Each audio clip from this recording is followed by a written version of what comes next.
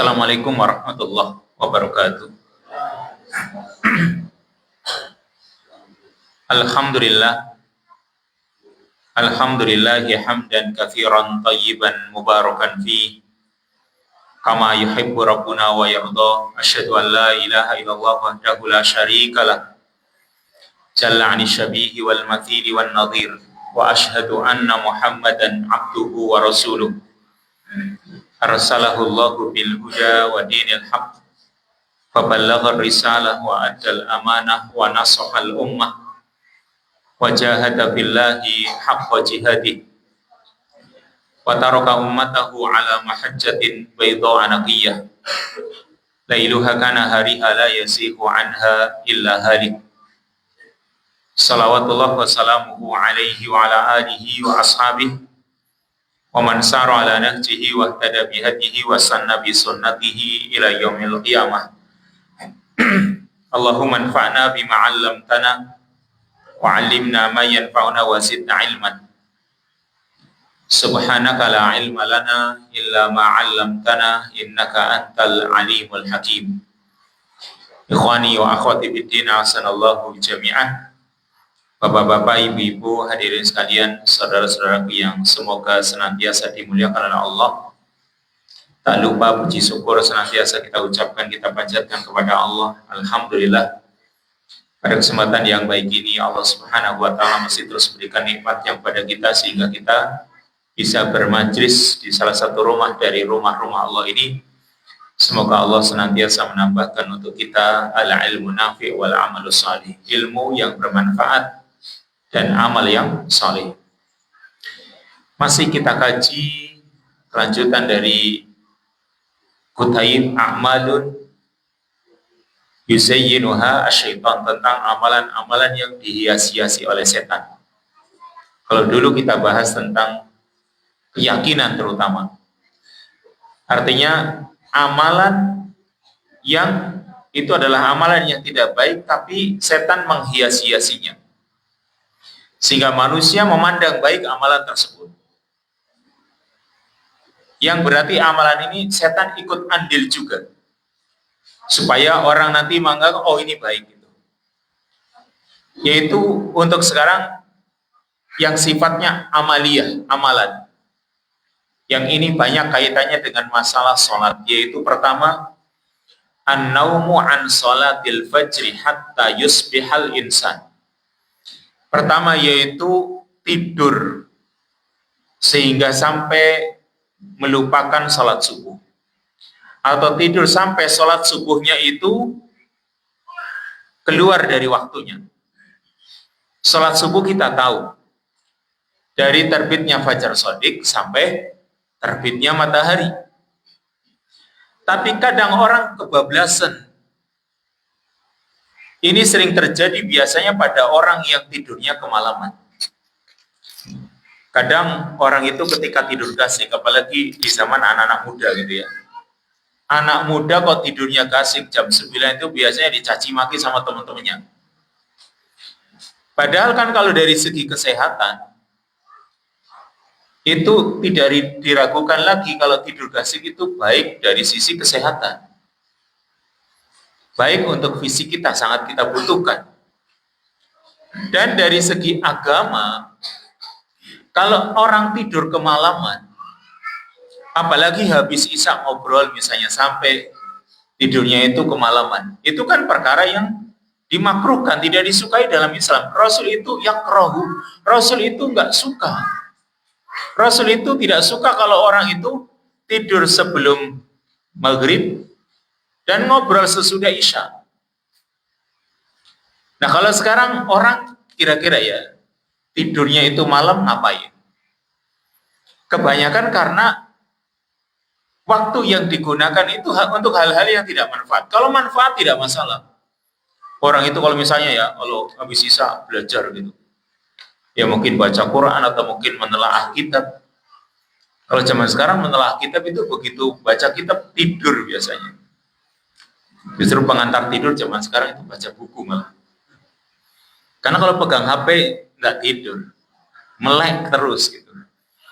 Jadi salah satu pengantar tidur itu baca kitab. Coba aja baca buku gitu ya, buku-buku tentang agama. Baru 5 menit itu sudah kelepek, itu sudah tidur. Maka kalau orang itu malamnya itu begadang, yaitu ngobrol, akhirnya kalah sholat subuhnya. Sholat subuhnya bablas, dan ini sering terjadi di kalangan kaum muslimin. Yang setan senang. Dalam hadis yang muttafaq alaih diriwayatkan oleh Abdullah bin Mas'ud. Hadis yang disepakati oleh Bukhari dan Muslim dari sahabat Abdullah bin Mas'ud. Qala, dia menuturkan, dzukira inda Rasulillah sallallahu alaihi wasallam rajulun nama lailatan hatta asbah. Dilaporkan di hadapan Rasul sallallahu alaihi wasallam ada seorang yang dia tidur di malam hari sampai waktu pagi. Kalimat asbaha ini sampai pagi hari. Maksudnya sampai matahari terbit. Berarti kemungkinan besar ini orang tidurnya begadang. Kalau kita tidur sekarang itu Isya itu jam 7 sudah Isya kan ya.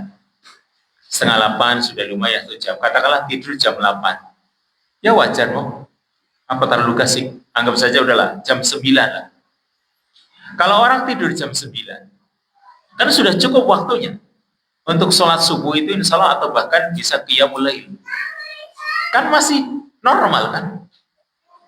Tapi kalau sudah jam 10 ke sana, berarti waktu tidurnya itu sedikit. Kalau waktu tidurnya sedikit, biasanya subuhnya itu banyak yang bablas. Nah, ini ada seorang yang dia tidur di malam hari sampai pagi hari, sampai matahari terbit. Kata Rasul, qala, beliau bersabda, dzaka rajulun bala syaitanu fi udunaihi. Itu adalah seorang yang setan telah mengencingi di kedua telinganya. Jadi setan telah kencing di kedua telinganya. Ini berarti orang yang telah dikuasai oleh setan, dan setan senang gitu kalau ada orang yang kalau bisa subuhnya bablas sampai matahari terbit. Kata Syekh Muhammad bin Shalih Al-Utsaimin tentang hadis ini, yang dimaksud hatta asbah tadi sampai pagi hari, maksudnya sampai matahari terbit dan jelas waktu siang. Karena kalau orang yang dia sampai waktu subuh tidak qiyamul lail, mungkin tidak ada ancaman. Kenapa? Kalau orang tidak qiyamul lail, tidak tahajud misalnya sampai subuh, maka kan tidak ada ancaman, karena sholat malam, qiyamul lail atau tahajud itu kan sifatnya sunnah. Kalau orang tidak melakukan perkara yang sifatnya sunnah, ya, maka tidak ada ancaman, tidak tercela gitu. Kalau sifatnya sunnah, karena sunnah itu ma yusabu fa'iluhu wa la yu'aqabu tarikuhu. Ini sunnah, sesuatu yang pelakunya itu mendapatkan pahala dan orang yang meninggalkannya tidak berdosa, itu kan sunnah. Qiyamul lail sunnah. Berarti kalau sekarang orang tidak qiyamul lail, tidak sholat malam, maka kan wala yu'aqab tadi, tidak disiksa. Berarti tidak dicela. Tapi kalau orang sampai matahari terbit, yang berarti dia sholat subuhnya sudah di luar waktunya, ini yang tercela. Sehingga kalimatnya bala syaitanu fi udunai, setan itu telah mengencingi pada kedua telinganya, yaitu karena dia sampai tidak mendengar adzan subuh. Sampai bablas, sampai adzan subuh saja tidak kedengaran. Ini yang dimaksud bala syaitanu fi udunaihi atau fi udunihi. Setan sampai mengencingi pada kedua telinganya. Jadi kalau sekarang masyarakat misalnya ya, kok sampai mereka itu sholat subuhnya sudah, misalnya jam sekarang itu jam 5:30 itu sudah mau terbit, atau jam 6 kurang lah itu sudah terbit. Maka kalau sekarang sholatnya jam 6, dan mungkin juga banyak anak-anak sekolah yang seperti itu. Ini berarti orang-orang yang disukai sama setan, mereka menganggap biasa saja kan itu. Padahal setan itu telah menguasainya dengan mengencingi pada kedua telinganya, walayyadubillah. Ini yang pertama. Orang ini terkena pengaruhnya syaitan, telah dikendalikan oleh syaitan. Ini yang pertama. Yang kedua, yaitu adamu ada'i salati ma'a jama'atil muslimin. Tidak menunaikan salat bersama jamaah kaum muslimin. Jadi kita tinggal dimanapun, di situ ada perkampungan, maka kita itu dianjurkan untuk sholat berjamaah. Karena kalau tidak, berarti masyarakat tersebut itu telah dikuasai oleh syaitan. Mana hadisnya? Hadis riwayat Abu Dawud dari sahabat Abu Darda radhiyallahu anhu anna Nabiya sallallahu alaihi wasallam qala, Nabi sallallahu alaihi wasallam bersabda, "Ma min salasatin fi qaryatin wala badwin la tuqamu fihi mussalah illa qad istahwada alaihimus syaitan fa alaikum bil jamaah fa inna ma ya'kulu dhiba fa inna ma ya'kulu dhibu al qasiyah." Kata Nabi SAW, ma min salasatin, tidaklah 3 orang yang berada di suatu kampung atau suatu pedesaan. Lalu la tuqamu fihimus shalah, tidak didirikan di tengah-tengah mereka sholat. Maksudnya sholat berjamaah. Jadi 3 orang dalam sebuah kampung, atau bahkan lebih, kan rata-rata kampung ya biasanya lebih dari 3 orang laki-laki kan. Ya nggak tahu sih, mungkin barangkali di sana ada kampung yang isinya perempuan semua barangkali. Tapi ini minimal ya di sebuah kampung ya ada 3 orang atau lebih kan gitu.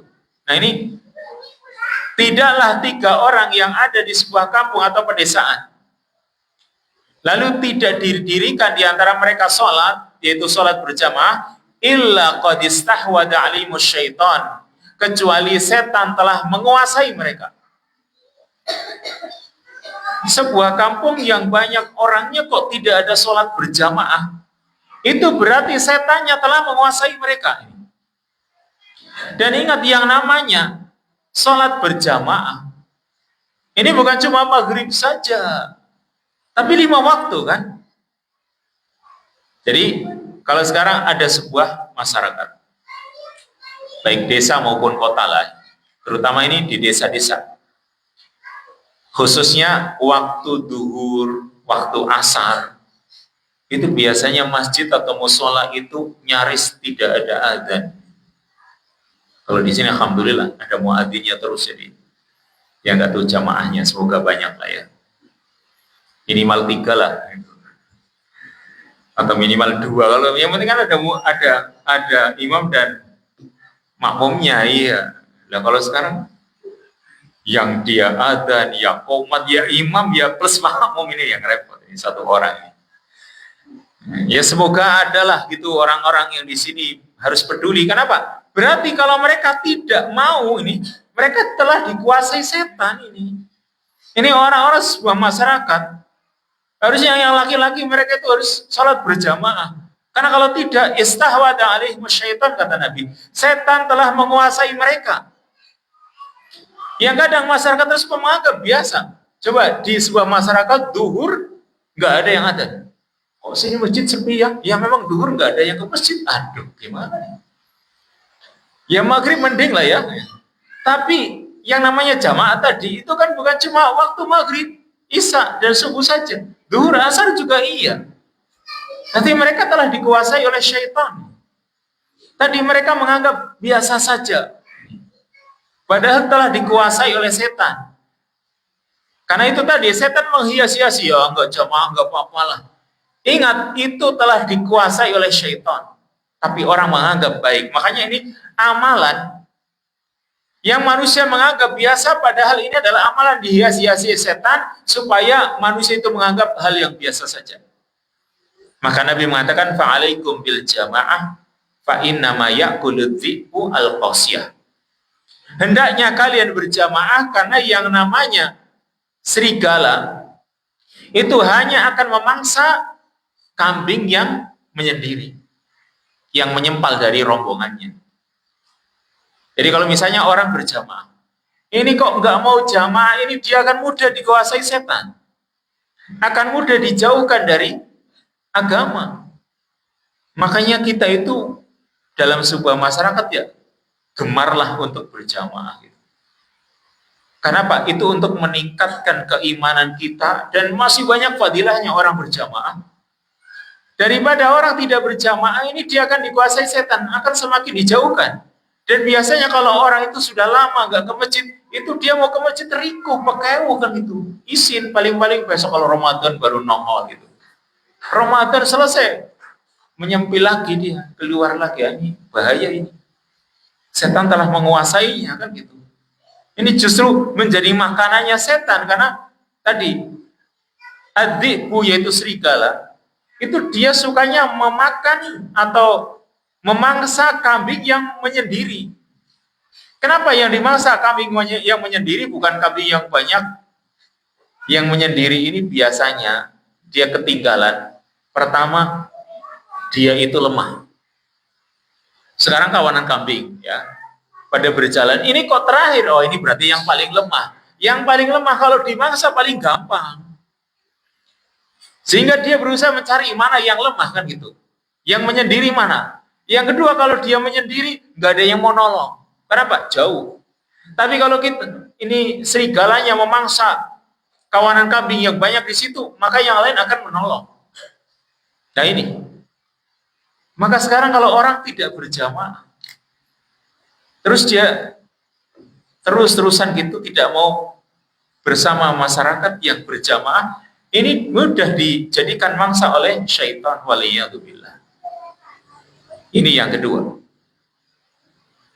Yang ketiga, yaitu al-abasu fis shalah. Main-main ketika sholat. Yang namanya orang main-main ketika sholat, ini termasuk min makruhatis sholat, termasuk perkara-perkara yang makruh dalam sholat. Kadang orang itu bermain-main dengan badannya, dengan pakaiannya, atau hal-hal yang lain yang bukan untuk kemaslahatan sholat. Maka perhatikan apa yang dijelaskan oleh Syekh Muhammad bin Shalih Al-Utsaimin, bahwa beliau membagi gerakan-gerakan di luar sholat, tapi itu terjadi di dalam sholat. Ada ini gerakan ini tidak boleh sebenarnya dilakukan di dalam sholat, tapi ini terjadi di dalam sholat gitu ya. Maka hukum asalnya makruh, tapi ada yang sifatnya wajib. Padahal ini gerakan di luar sholat, tapi dilakukan di dalam sholat. Ada yang wajib, namanya harokah wajibah. Lalu ada harokah muharramah, gerakan yang haram. Ada gerakan yang mustahabbah, yang sunnah. Ada gerakan yang mubahah, yang mubah sifatnya boleh. Ada juga yang makruhah. Ini kita jelaskan satu persatu. Gerakan yang wajib pertama ini, harokah wajibah, gerakan yang sifatnya wajib, yaitu gerakan yang bergantung padanya urusan sahnya sholat, atau berkaitan dengan urusan sahnya sholat. Misal, ini gerakan di luar ya, gerakan yang sebenarnya gerakan bukan gerakan sholat, tetapi dilakukan di dalam sholat. Tapi ini wajib. Misal, orang pakai peci, ya, orang pakai peci atau pakai sorban, tetapi sorbannya ini misalnya atau pecinya ini ada najisnya. Dia ini kok bau pesing gimana ya? Oh, kayak dari atas ini pecinya mungkin habis dikencingi anak misalnya, ya, atau mungkin apalah. Pokoknya ada najisnya. Bau pesing atau mungkin barangkali tai kucing atau apa, ini kan baunya luar biasa. Maka kalau orang pakai sorban, ya misalnya pakai sorban, ini kok bau pesing, dicium dulu sorbannya, bau ini, apa yang dilakukan? Dilepas kan gitu, copot, singkirkan. Ini gerakan yang kan di luar sholat, melepas pecinya, melepas sorbannya, maka ini wajib. Kenapa? Karena ini kaitannya dengan syaratnya sholat, syarat sahnya sholat, yaitu orang yang sholat itu kan harus suci dari najis, baik pada jasmaninya, pada pakainya, atau tempat sholatnya. Maka ini karena termasuk syarat harus disingkirkan. Dan ini pernah dilakukan oleh Nabi SAW. Nabi ketika beliau jadi imam, lalu sholat dengan para sahabat, Nabi didatangi oleh malaikat Jibril. Lalu malaikat Jibril memberitahukan kalau di kedua sandal Nabi itu ada najisnya. Apa yang dilakukan oleh Nabi? Nabi melepas sandalnya. Dilepas sandal beliau, para sahabat yang lihat Nabi melepas sandal, semuanya melepas sandal. Ini para sahabat itu karena ingin ittiba kepada Nabi. Oh, Nabi lepas sandal. Semuanya melepas sandalnya. Karena waktu itu di zaman Nabi yang namanya ke masjid itu pakai sandal. Tapi kalau di sini jangan ya. Ini ada karpetnya. Zaman Nabi itu tempat sholatnya atau masjidnya itu tanah, kerikil gitu. Sehingga mereka ketika sholat ya pakai sandal. Nah, ketika Nabi SAW tadi pakai sandal, ternyata ada najisnya, diberitahu oleh malaikat Jibril, beliau melepasnya. Maka ini adalah perkara yang berkaitan dengan urusan sahnya sholat, yaitu harus bersih dari najis. Atau misalnya orang itu sedang sholat, tapi dia tidak menghadap ke arah kiblat. Lalu diberitahu, arahnya salah. Serong kiri, serong kanan misalnya atau yang lain. Atau digeser sama orang, digeser nih. Maka menghadap ke arah kiblat itu wajib. Berarti dia sekarang bergerak, bergeser, ya, atau berbalik atau yang lain. Berarti ini kaitannya dengan urusan sahnya sholat, yaitu menghadap ke arah kiblat dan hukumnya wajib. Ini pertama, harokah wajibah, gerakan yang sifatnya wajib.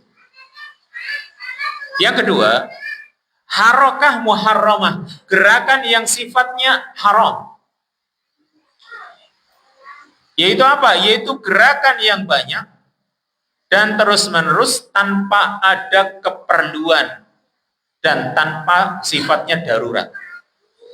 Gerakannya banyak dan terus-menerus tanpa ada keperluan, ya, tanpa ada hajat, dan juga bukan karena darurat. Misal, orang lagi sholat kok joget-joget. Dan lama lagi dia joget-jogetnya. Ini kan berarti gerakan yang terus-menerus dan tidak ada hajat. Mungkin kalau anak kecil ya wajar lah. Karena kan anak kecil biasa. Mereka itu gejo-gejoan, bocah cilik pada. Orang sing ditok. Tapi wong tua apa bayi gue ya?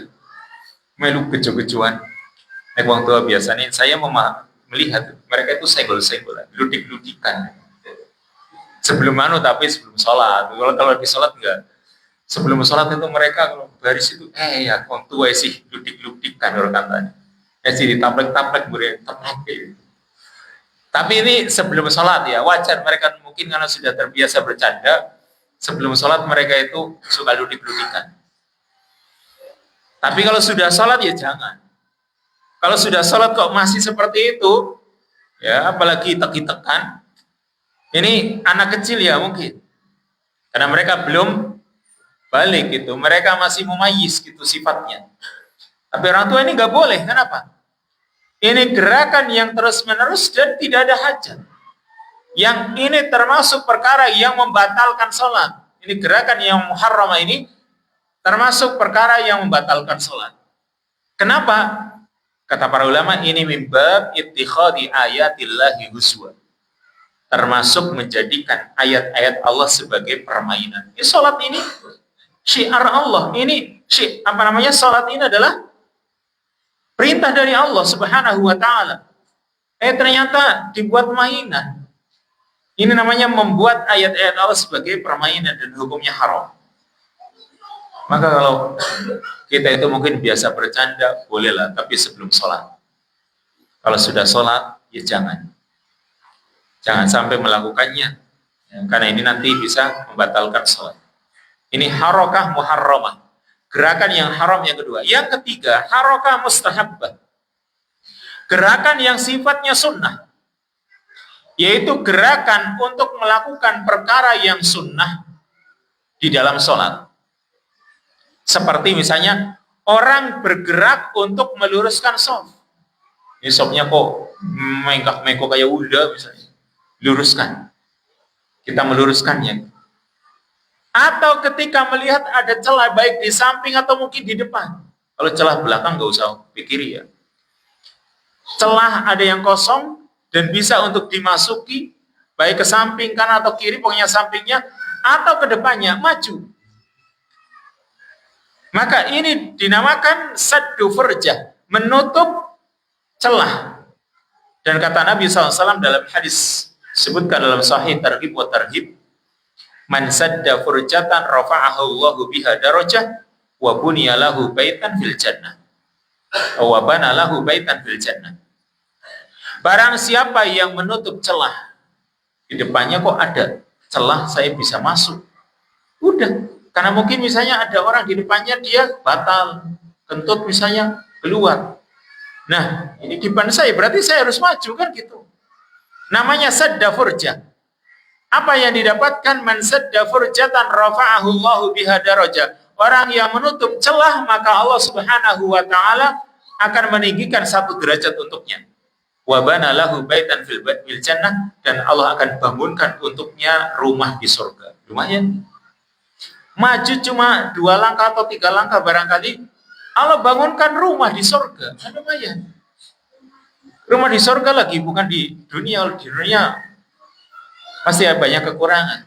Ini rumah di surga yang dibangunkan oleh Allah Subhanahu wa taala bagi orang yang melakukan amalan yang ringan, dia cuma sekedar menutup celah. Makanya jangan malah dorong-dorongan atau nunggu. Biarlah geser yang lain, geser. Kita yang berusaha, kenapa? Fadilahnya besar. Pengamalan itu tidak membutuhkan banyak tenaga kok. Cuma sekedar maju. Ini gerakan yang sifatnya sunnah. Atau yang pernah dilakukan oleh Rasul Shallallahu Alaihi Wasallam, yaitu ketika Rasul Shallallahu Alaihi Wasallam sedang sholat bersama sahabat Abdullah bin Abbas atau Ibnu Abbas. Rasul sholat bersama Abdullah bin Abbas, yaitu beliau sholat sunnah atau qiyamul lail. Lalu Abdullah bin Abbas ini posisinya di kiri Rasul. Kalau di kita ya di sebelah selatan. Yang namanya makmum posisinya di mana? Di sebelah kanannya imam. Jadi kalau kita jadi imam, ya makmum kan di sebelah kanan kita. Kalau kita ya sebelah utaranya gitu kan, itu makmumnya. Ini kebetulan Ibnu Abbas ada di sebelah selatan. Apa yang dilakukan oleh Rasul? Rasul itu memegang kepala Ibnu Abbas, digeser ke belakang beliau, digeser ya. Dari posisi kiri digeser. Lalu ditempatkan di sisi kanan beliau. Ini Rasul melakukannya, menggeser Ibnu Abbas yang tadinya di posisi kiri jadi ditempatkan di posisi kanan. Maka berarti ini menggeser, ini perkara yang sifatnya sunnah. Dan ini disebutkan dalam hadis yang muttafaq alaih, hadis yang disepakati oleh Bukhari dan Muslim. Menggeser. Dan orang geser, sah nggak? Ya sah saja sih. Misalnya ya, kita sedang sholat, ada orang yang bermakmum, wis naplek naring kidul maning tuh, naplek barang, berarti kalau kita bisa, ya geser, kita geser ke depannya nggak apa-apa, atau dia yang disuruh geser. Tapi orang yang paham berarti kan dia posisinya di sebelah kanan imam, kecuali kalau makmumnya 2 di belakang imam, didorong misalnya. Seperti juga pernah dialami oleh Rasul SAW, sebelah kanan dan kirinya Rasul. Kan kedua-duanya digeser. Didorong supaya ke belakang. Dan mendorong ini gerakan yang sifatnya mustahab. Ya, gerakan yang sifatnya sunnah. Maka boleh. Atau bahkan itu sunnah. Dapat pahala insya Allah. Ini yang ketiga. Harokah mustahab. Yang keempat, harokah mubah. Gerakan yang mubah. Gerakan yang dibolehkan, ini gerakan di luar sholat tapi dilakukan dalam sholat tapi mubah. Yaitu gerakan yang ringan karena ada hajat, atau banyak tapi darurat. Ringan karena ada hajat, atau banyak tapi karena sifatnya darurat. Nah, contoh yang pertama, ringan karena ada hajat. Yaitu Rasulullah SAW pernah ketika sholat sambil menggendong cucu beliau. Namanya Umamah bintu Zainab. bintu Abul As. Rasul menggendongnya. Jadi sambil sholat digendong. Ketika beliau ruku atau sujud, taruh anak itu. Berdiri, angkat lagi. Ini gerakan yang sifatnya sebenarnya tidak banyak, atau mungkin kalau orang menganggap banyak ya nggak masalah. Tapi ini karena ada hajat. Ini yang pernah dilakukan oleh Rasul SAW. Jadi imam sambil menggendong cucu. Maka ini pernah dilakukan oleh Rasul. Ada contohnya kan begitu.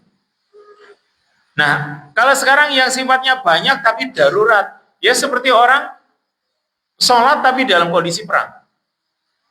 Gimana? Terserah, mungkin sambil lari gak masalah. Sholat sambil lari ya gak masalah. Kan ada ayatnya, surat Al-Baqarah ayat 238. Allah berfirman, Hafidhu ala salawati was salatil wusta wa qumu lillahi qanitin. Fa in khiftum farijalan aw rukbanan. Fa idza amintum fadhkurullaha kama 'allamakum ma lam takunu ta'lamun. Jagalah oleh kalian salat-salat dan juga salat pilihan atau salat pertengahan, yaitu salat asar. Wa qumu lillahi qanitin, dan berdirilah kalian kepada Allah dalam keadaan tunduk. Fa in khiftum farijalan aw rukbanan. Jika kalian itu khawatir ketika menghadapi musuh, farijalan, maka boleh salat sambil berjalan. Jadi boleh sambil jalan, bahkan lari boleh. Aw rukbanan, atau dalam keadaan mengendarai kendaraan. Kalau sekarang pakai tank misalnya sambil sholat, tidak masalah. Karena Allah sendiri mengatakan farijalan aw rukbanan, sambil berjalan kaki atau sambil menaiki kendaraan. Lalu fa idza amintum fadhkurullaha kama 'allamakum ma lam takunu ta'lamun. Jika kalian sudah merasa aman, maka berzikirlah kepada Allah sebagaimana yang Allah ajarkan kepada kalian yang sebelumnya kalian tidak mengetahui. Ini harokah mubah, gerakan yang sifatnya mubah. Yang kelima, yang terakhir, harokah makruhah, gerakan yang sifatnya makruh.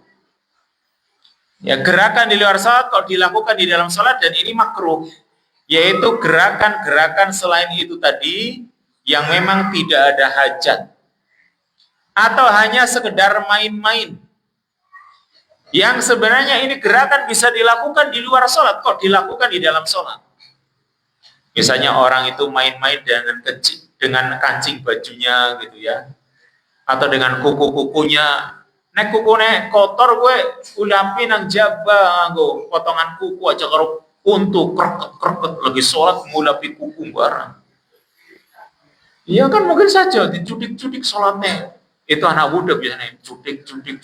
Nek ireng itu potong aja, dicokotin untung barang. Nah, ini termasuk perkara yang makruh. Atau gertakan dalam tulang-tulang kita, tekleki. Nah, karena tekleki gue nang jaba aja, tekleki siki. Kadang ketika sholat teklek. Ini perkara yang sifatnya makruh. Dan kalau sampai banyak terus-menerus bisa membatalkan sholat. Jadi karena lagi naring jabang konek bar sholat boleh. Bar sholat assalamualaikum bisa teklek silahkan. Orang biasa teklek kan kadang lagi tangan 10 kan minimal 10 bisa moni 1. Teklek. Wah, pinter teman. Maka ini lakukan, jangan di dalam sholat. Lakukanlah di luar sholat. Ini yang menjadi pembahasan yang terakhir ini justru. Yang berasal dari setan. Perhatikan hadisnya ya. Yaitu an Ibnu Umar radhiyallahu anhuma annahu ra'a rajulan yuharrikul hasa biyadihi wa huwa fis shalah. Hadis dari Ibnu Umar bahwa dia melihat seorang laki-laki yang menggerakkan kerikil-kerikil dengan tangannya. Wa huwa fis shalah, padahal dia sedang dalam salat. Dolanan kerikil. Ya, ketika dia sedang salat, falamman sarafa qala lahu. Maka setelah selesai dari salatnya, Ibnu Umar mengatakan kepadanya, la tuharrikil hasa wa anta fis shalah. Jangan kamu gerakan kerikil-kerikil itu ketika kamu sedang salat. Fa inna dzalika minasyaiton. Karena itu berasal dari setan. Jadi setan senang kalau orang itu mainan kerikil. Dan zaman sekarang, anak HP mending ringtone-nya bunyi, ya bunyinya suara-suara itulah kadang jaran goyang apa kayak suara bunyi nyanyi-nyanyi itu misalnya berisiki mending, dan terus malah mainan teklek misalnya. Maka ini minasyaiton, dari setan. Walakin isna kama kana Nabi SAW yasna, akan tapi lakukanlah sebagaimana yang dilakukan oleh Nabi SAW. Bagaimana? Orang itu bertanya, wa kaifa kana yasna? Bagaimana yang diperbuat oleh Nabi ketika sholat? Qala fa wada'a yadahu al-yumna ala fakhidhihi al-yumna.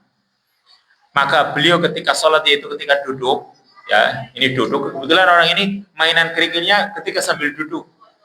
Jadi sambil duduk, pas lagi sholat, anak kerikil nangis sore, sampingnya, betulanan. Maka Rasul, yang dilakukan Rasul, fawad'a yadahul yumna ala fakhidihil yumna. Beliau meletakkan tangannya yang kanan di atas paha yang kanan. Ya, tangan yang kanan di atas paha yang kanan, tangan yang kiri di atas paha yang kiri. Wa asyara bi asbu'ihi allati talil ibham, dan memberikan isyarat dengan jari sesudah ibu jari, yaitu telunjuk ini, isyarat. Waroma bibasarihi ilaiha, dan pandangan mata diarahkan ke telunjuk. Ini sering disampaikan oleh para ulama. Kita itu kalau lagi sholat, itu seluruh pandangan mata kita itu tertuju ke tempat sholat kan. Ya, sejak awal sampai akhir. Kecuali ketika tahiyat. Baik awal atau akhir, ketika tahiyat, ini kan isyarat. Telunjuk ini kan, maka pandangan arah kita, ya pandangan mata kita tertuju kepadanya ini. Kata Ibnu Abbas, waroma bibasarihi ilaiha, dan Rasul mengarahkan pandangan matanya ke arah telunjuk ini tadi. Ya, aw nahwahu, atau yang searah. Wa qala, dan Ibnu Abbas mengatakan, hakada ra'aitun Nabi sallallahu alaihi wasallam yasna, demikianlah aku melihat Nabi sallallahu alaihi wasallam melakukannya. Jadi ini yang dilakukan oleh Rasul.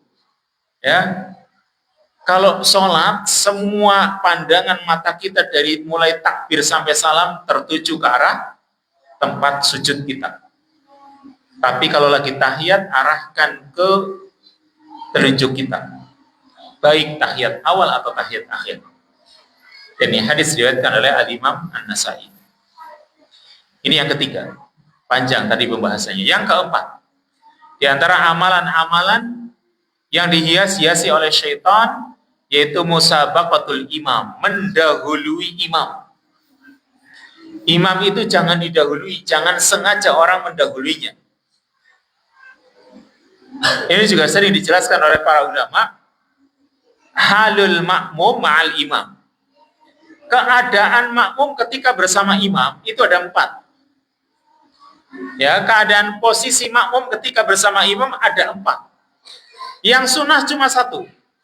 Yang lainnya tidak sunnah, bahkan ada yang haram. Yaitu musabaqah, muwafaqah, mutaba'ah, dan mutaakhirah atau ta'akhur. Pertama musabaqah, mendahului imam. Imamnya lagi ruku, wis ngadeg mungkin serepete kumat barangkali. Ya, orang masalah ya. Sing anu asam urat kumat ya. Orang bisa rukune suwe kayak selek boyo kayak pegel mana. Mungkin kalau dia sifatnya memang sakit, nggak apa-apa, duduk aja boleh kok. Ya, bahkan bawa kursi sendiri, terus imamnya sujud dia nggak ikut sujud karena dia posisinya memang seperti itu, ya boleh kan itu. Tapi ini yang waras, ya. Maka kalau sekarang imamnya lagi ruku, ya dia tahan. Tapi ini posisi pertama musabaqah, dia malah mendahului. Yang kedua muwafaqah, berbarengan persis. Imam berdiri, dia juga ikut berdiri yang sama persis. Namanya muwafaqah. Yang ketiga mutaba'ah. Mutaba'ah itu begitu imam ruku, sudah pas ruku, dia langsung turun ruku. Namanya mutaba'ah. Imam berdiri, sudah tegak berdiri, nah dia angkat. Ya, jangan bareng persis. Ini sami Allah liman hamidah, imamnya pas berdiri, ini barengan, membarengi, namanya muwafaqah. Tapi yang betul itu mutaba'ah, imamnya berdiri, sami Allahu liman hamidah, dia baru berdiri. Namanya mutaba'ah. Yang keempat mutaakhirah atau ta'akhur. Imamnya sudah lama ruku gitu, dirinya belum, nantilah. Dan imamnya harus ngadep disit, nah baru dia nyusul. Ini namanya mutaakhirah. Yang sesuai dengan sunnah cuma satu, yang mutaba'ah ini. Karena memang Nabi SAW mengatakan, innama ju'ilal imamu liyutamma bihi. Dijadikannya imam itu untuk diikuti. Yaitu kalau sudah begitu Allahu Akbar, nah kita ikut. Jangan mendahului. Kalau mendahului, ancamannya berat. Muwafaqah berbarengan tidak sesuai dengan sunnah. Ta'akhur juga sama. Nah ini ancaman yang berat bagi orang yang mendahului. Dan ini perkara yang memang dikendalikan oleh syaitan. Hadisnya. An Abi Hurairah radhiyallahu anhu qala qala Rasulullah sallallahu alaihi wasallam. Hadis riwayat Al-Bazzar dari Abu Hurairah. Nabi sallallahu alaihi wasallam bersabda, "Alladzi yakhfidu wa yarfa'u qabla al-imam innama nasiyatuhu biyadi syaitan." Orang yang turun dan juga mengangkat sebelum imam, jadi turunnya, rukuknya atau sujudnya dia lakukan sebelum imam atau mengangkatnya sebelum imam, kata Nabi, innama nasiyatuhu biyadi syaitan. Maka berarti ubun-ubunnya di tangan setan. Maksudnya apa ubun-ubunnya di tangan setan? Dia dikendalikan oleh syaitan. Ya, dikendalikan oleh setan ini. Ini yang seperti ini berarti setan itu sedang mengendalikannya. Dan orang mungkin menganggap biasa. Aku pengen mendahului misalnya. Orang menganggap biasa. Padahal ini ancamannya berat. Di hadis-hadis yang lain, ya, Nabi SAW sampai mengatakan riwayat Bukhari dan Muslim, ama yakhshal ladzi yarfa'u ra'sahu qabla al-imam an yuhawwila ra'sahu ra'sa khimar. Tidaklah takut, ya. Tidakkah takut orang yang mengangkat kepalanya sebelum imam, maka Allah akan menggantikan kepalanya itu dengan kepala keledai. Jadi kalau orang itu dia sengaja mengangkat kepalanya sebelum imam mengangkat kepalanya, itu ya Allah akan gantikan kepalanya dengan kepala keledai. Ya mungkin barangkali ini ancaman yang berat barangkali bisa terjadi oleh dialami oleh hamba mungkin di akhirat. Wallahu ta'ala. Yang jelas ini ancaman dari Nabi Sallallahu Alaihi Wasallam. Lanjut yang kelima. Amalan yang kelima yang dihias-hiasi oleh syaitan yaitu kasratul wasawis fis shalah. Banyaknya was-was, banyaknya bisikan-bisikan dalam sholat. Seperti misalnya ya, orang itu ketika sholat kejadian aku kentut apa ora ki niki kaya manten pes manten ora apa nu miki anu nyelempet ya manten kes kayak gitu. Lalu membuat dirinya itu jadi was-was. Duh. Bingung nih. Batal ora, akhirnya malah mikir batal ora nih.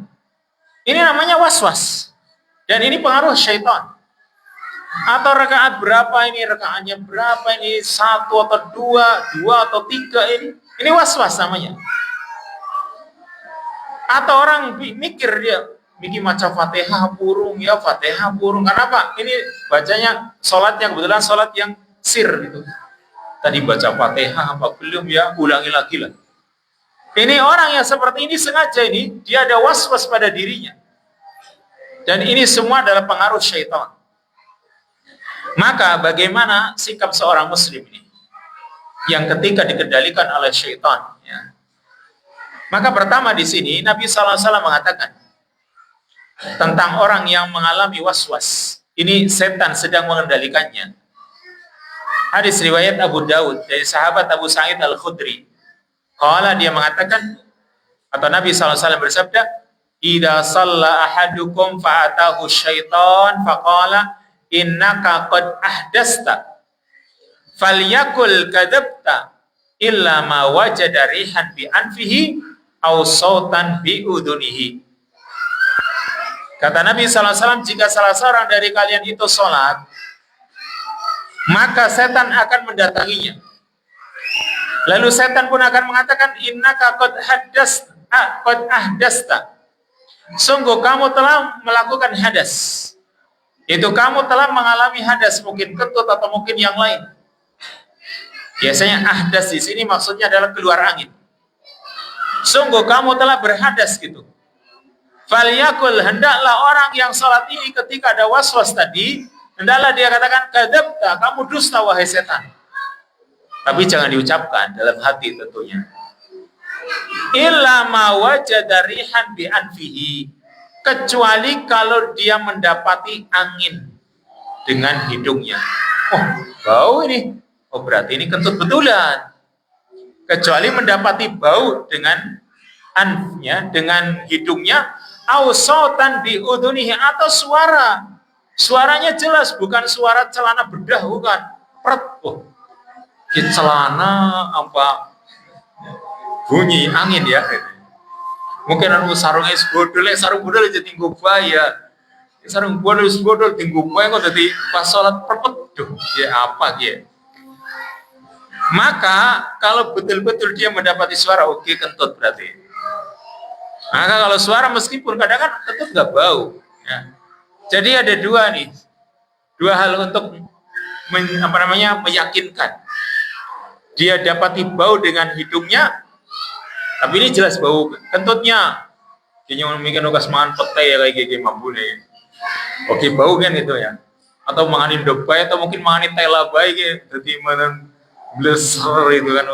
Manganin tela kan biasanya kepengennya kentut baik kan itu. Dia kentut dia. Atau yang kedua dengan suara tadi, dengan telinganya. Dia dapati suara. Maka ini Rasulullah SAW memberikan solusinya. Kalau masih baru sekedar kayak kentut, kayak tidak, apa suara perut ya moni-moni bae anu kencot gitu ya.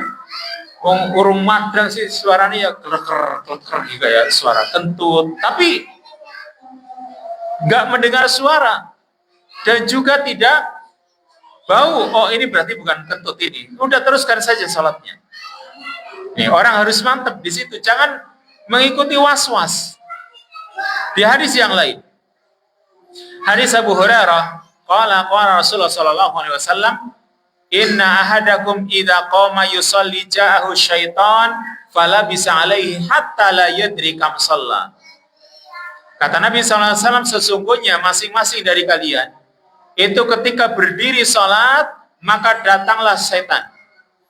Lalu dia mencampur adukan, mentalbis pada dirinya, sehingga dia tidak mengetahui berapa rakaat dia sholat. Maka fa'idha wajada ahadukum dalika falyasjud sajdatain wa huwa jalis. Kalau dia mendapati seperti itu tadi, ini tadi saya 2 atau 3 ya. Mungkin diingat-ingat. Ya loro apa telu? Oh, aku mikir urung maca, orang maca suratan, berarti ini ketelu. Atau saya tadi baca suratan, oh berarti kedua. Jadi kira-kira ada nggak yang bisa untuk cantelan kan gitu ya? Untuk menggantungkan, oh ini tadi saya baca Fatihah. Dan Fatihah saja, berarti tadi rakaat ketiga. Atau saya tadi baca Fatihah dan suratan, oh berarti saya baru rakaat kedua. Ada yang bisa untuk mengingat-ingat. Tapi kalau tidak ada, ambil yang paling ringan. Ambil yang paling sedikit. Telu apa loro ke? Loro baik berarti. Sing genah kan gitu. Lalu setelah itu falyasjud sajdatain wa huwa jalis. Hendaklah dia sujud 2 kali sujud dalam keadaan duduk. Namanya sujud sahwi. Lalu hadis yang lain juga muttafaq alaih. Kata Nabi sallallahu alaihi wasallam, "Idza nudiya lis-salati adbara syaitan wa lahu duratun hatta la yasma' ta'din." Jika ada panggilan untuk salat, maka setan akan berpaling. Dan dia punya suara kentut yang besar sehingga dia tidak mendengar adzan. Fa idza qudiya nida aqbala, kalau adzan sudah selesai dia akan datang lagi. Hatta idza suwiba bis shalah adbara, ketika salat diiqamati setannya pun akan lari lagi. Hatta idza qada taswib, ketika sudah selesai iqamatnya aqbala, dia akan datang lagi. Ngapain ini datang? Hatta yakhtara bainal mar'i wa nafsihi, sehingga setan ini akan melintas antara seorang dengan hatinya, menghalang-halangi. Yaqulu udkur kada wa kada. Setan akan mengatakan kepada diri seseorang, coba kamu ingat ini, ingat itu. Lima lam yakun yadkur. Pada perkara yang sebelumnya tidak diingat. Jadi itulah setan berarti. Kita itu kalau lagi sholat, itu ingatnya macam-macam. Giliran gak sholat gak diingat-ingat. Begitu masuk Allahu Akbar, sing dikalingi akeh banget. Itulah setan. Udkur kada, udkur kada. Kamu ingat ini, ingat itu. Padahal sebelumnya dia tidak mengingatnya. Hatta yadalla rajulu la yadri kam shalla. Sampai orang itu tidak mengetahui berapa rakaat yang sedang dia jalani sholatnya. Sampai rakaatnya saja nggak tahu. Ini berarti orang ini sedang dijadikan oleh setan sebagai makanan dia supaya dia terus ada was-was. Maka kalau sudah seperti ini, kalau kita posisinya berdiri, kita itu baca ta'awudz. Dan boleh meludah ke arah kiri 3 kali kalau kita sholat sendirian. Karena kancane aja dituni. Ya kalau ada adanya mestinya disepul ke arah kiri nggak apa-apa.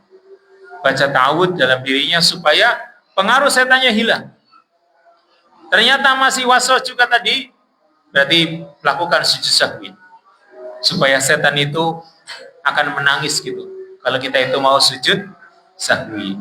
Dan ini perkara yang harus kita pahami yang seperti ini penting karena ini kaitannya dengan masalah sholat. Wallahu ta'ala a'lam bissawab. Mungkin sampai di sini dulu aja, sampai 5 perkara dulu barangkali bisa dipahami dan bisa kita jadikan sebagai pedoman patokan dalam kita menjalani ibadah kita, terutama salat kita. Wassallallahu wasallam ala nabiyina Muhammad wa ala alihi wa sahbihi ajma'in. Subhanakallahumma wa bihamdika asyhadu an la ilaha illa anta astaghfiruka wa atubu ilaik. Wassalamualaikum warahmatullahi wabarakatuh.